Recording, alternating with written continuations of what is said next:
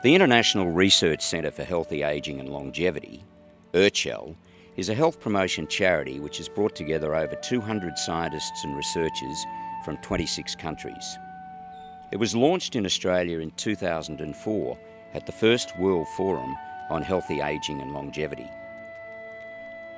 Today we have the greatest growth we've ever seen in age and longevity, and this will create many positive opportunities, but also challenges for societies worldwide, with huge ever-increasing demands on governments if the older populations are unhealthy.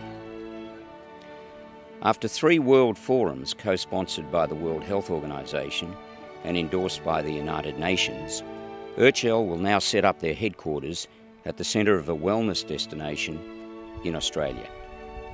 The wellness precinct components are the headquarters for IRCHAL, which will provide the unique opportunity for the 200 plus scientists and researchers from within Australia and 25 other countries to continue to advance their collaboration in a physical base, face-to-face here in Australia.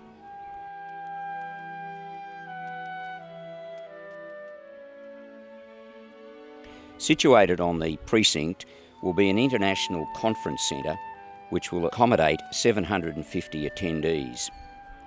There will also be a health spa and rehabilitation centre for physical well-being adjacent to the Holistic Health Clinic.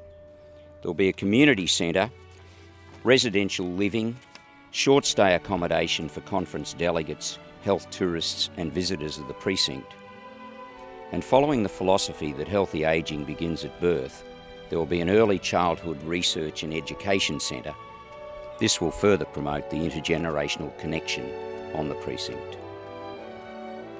Visiting Australia is Professor Leonard Hayflick, recognised as one of the brightest minds on the planet in the field of ageing. Professor Hayflick has been a member of the International Research Centre for Healthy Ageing and Longevity since its inception. He is in Byron Bay, where the headquarters will be developed. Professor Hayflick is a world-leading microbiologist whose research revolutionised cell biology and helped to provide a scientific foundation for the study of ageing at a cellular level. Professor Hayflick discovered that cultured normal human cells can only divide a finite number of times, which is now known as the Hayflick limit. And this discovery has enabled researchers to make significant progress toward understanding the molecular mechanisms of ageing and cancer. Following this groundbreaking discovery, Professor Hayflick developed a cell strain which enabled him to be the first to produce the oral polio vaccine. And this cell strain is used today for the manufacture of most human virus vaccines throughout the world, including polio, rubella, measles, mumps and rabies. Approximately 1 billion people have benefited and received virus vaccines produced on Professor Hayflick's cell strain.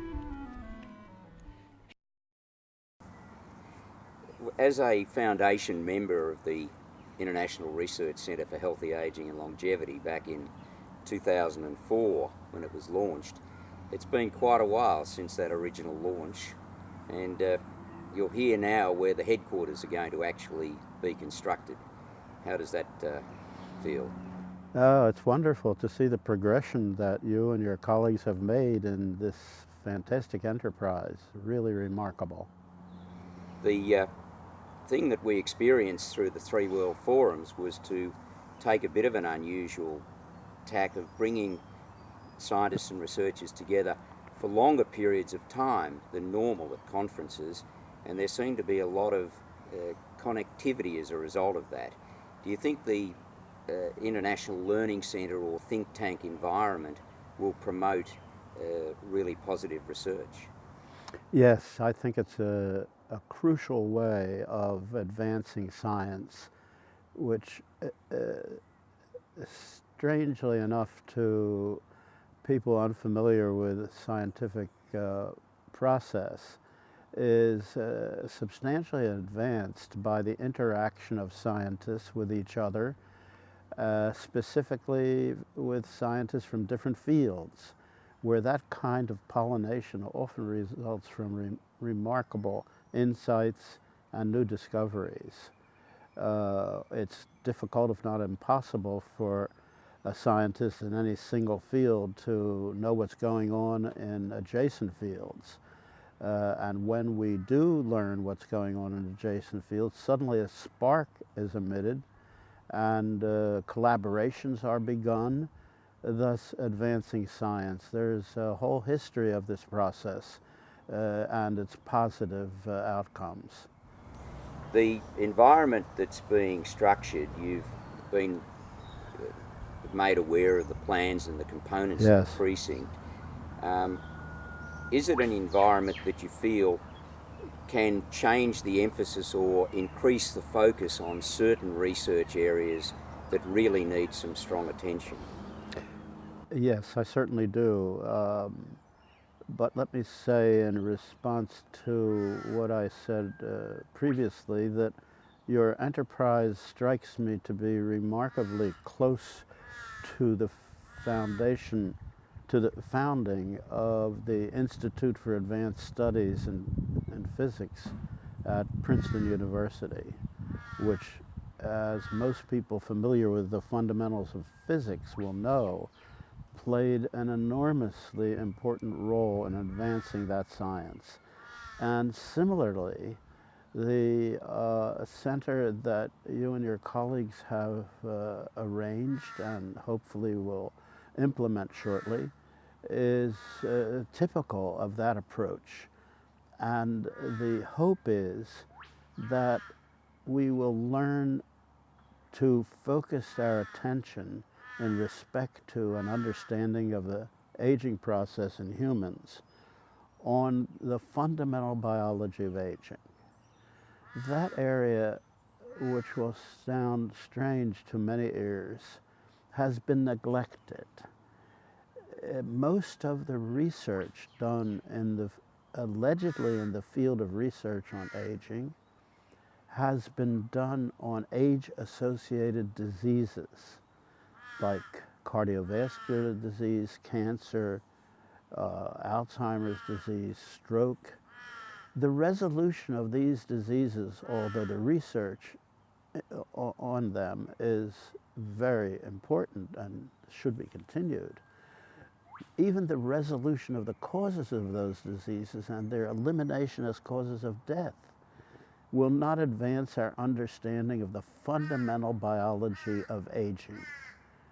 What is it about old cells that makes them so vulnerable to pathology and so different from young cells that rarely encounter those pathologies?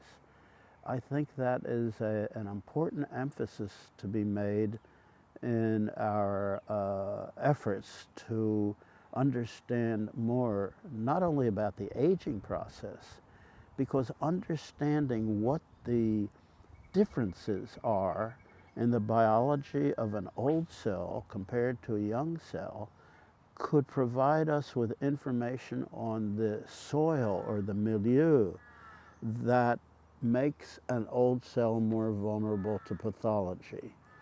Once we understand that, and we do have the technology to look at events at the molecular level in cells today, we may have a answer to why old cells are more vulnerable to pathology.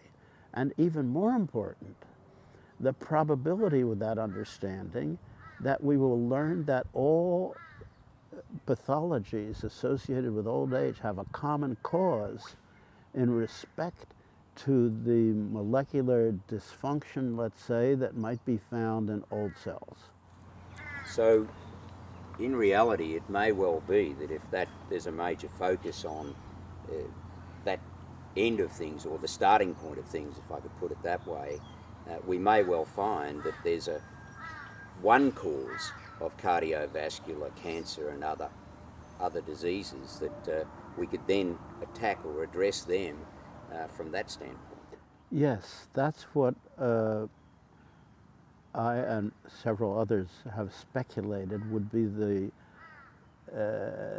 positive outcome of understanding what it is at the molecular level in old cells that provides the soil, or what some people refer to as the milieu of the cell, that increases their vulnerability to a multitude of pathologies that occur in old age. And that might be just a limited number of dysfunctional molecules, or molecules that have changed their structure as a result of the aging process. So it would provide an opportunity that we have not previously addressed. Well, Professor Hayflick, we're looking forward to you heading a research division at the Precinct and many more visits to Australia to come. Well, thank you very much, John. I appreciate your hospitality and that of your family. It's been a remarkable relationship for me, especially to encounter folks who are not all professionals in this field, who have given of their time and their resources to promote an area of the biology of aging that has been neglected almost entirely in developed countries throughout the world. So thank you on their behalf very much.